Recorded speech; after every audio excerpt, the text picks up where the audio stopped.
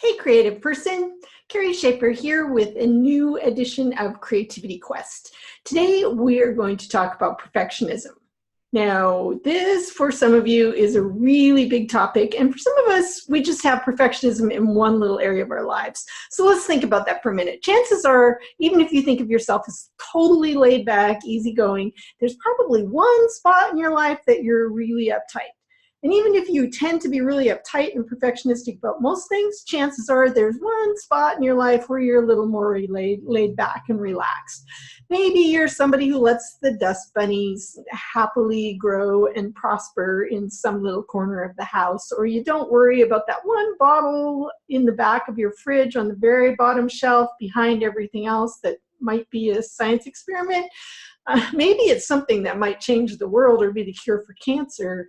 We tend to let them go and develop in there without paying any attention. Maybe you are somebody and your fridge is absolutely, completely 100% spotless. Your house is perfect. Everything is perfect. But then when you try and get to your creativity, that gets in your way. Because here's what happens with perfectionism. It tends to lead to paralysis, to procrastination, to avoidance, because we don't want to start a creative project knowing that it's not going to be perfect. Because I'm sure you know, when it comes to creativity, there is no such thing as perfection.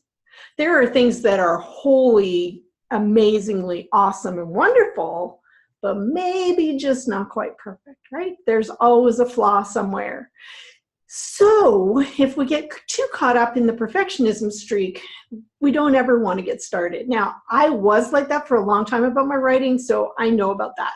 Writing was the biggest thing for me in that regard. People would laugh if I said I was perfectionist. If you saw my house, I now pay for a housekeeper. It's better to have somebody clean every couple of weeks than for me to try and do it. We are all happier that way. One of those things, right?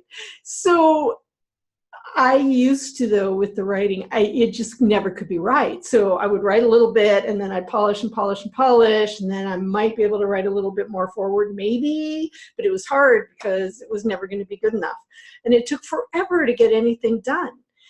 I learned to be able to fast draft. I thank NaNoWriMo for that. Actually, my very first encounter with NaNoWriMo was what taught me to be able to just plow through, have fun, be willing to free flow, and then go back and pick up the pieces and try and clean it up later.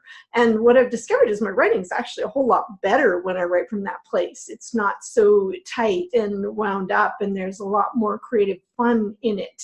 It reminds me of, I was a substitute teacher briefly for a little while. I actually really enjoyed it. And when I was teaching an English class, this one class in particular, I remember there were two types of students. There was one who always got A's because she followed all of the instructions 100% perfect to the letter. So everything was technically perfect, but it was boring to read.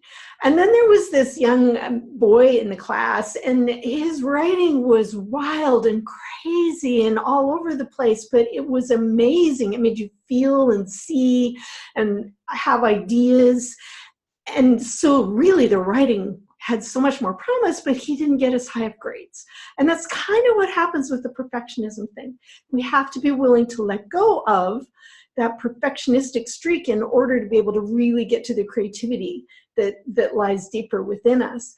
I have a story to tell you. So here's a thing that happened over Thanksgiving.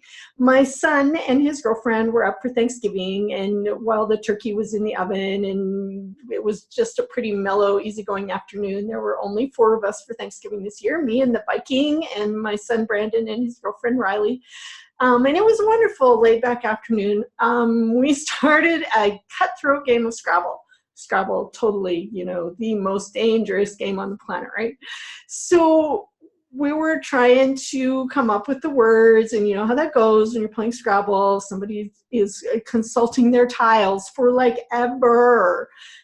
Crickets are chirping and the clock is ticking, and you think maybe you're going to have another birthday or another Thanksgiving roll around before that person plays their turn. So we were all doing this in an effort to exceed each other on making the very best words. Brandon had this one spell where he just kept looking and looking and looking and thinking, and then finally he played a 3-letter word, which meant only 2 of his tiles, and none of them were even extra double letters. And as he played it, he said this: sometimes you just have to play pig. And that really, I looked at him and I said, you know, son, that is going to be my next podcast talk. Because here's the thing, it's so true. Sometimes you just have to play pig. It's better to do something than nothing, right? It's better to start somewhere. It's better to take a creative action, to just dive in, than to sit there and stare at what you have in front of you forever and ever and ever, hoping that you're going to come up with the perfect thing. I'm doing that with this podcast. I had no idea what I was doing when I started with the podcast, and I'm still figuring out as I go. And I'm doing it right now with my marketing for my coaching as well. I had been waiting to do a teachable class. I've been talking about this for months. Signed up for Teachable, and then I just didn't do anything because I kept looking and going, well, but I have to have the perfect video series, and then I have to have all of the lectures that go with it, and then I have to have the perfect email campaign, and I have to do this, and I have to do that, and all of these things. I never got started. I never did a thing. This week, I started marketing on Monday, and I'm doing a free webinar on Thursday because I was listening to what I learned from my son. Sometimes you just have to play pig. It'll be fun. It'll be a learning experience, and I'm doing something.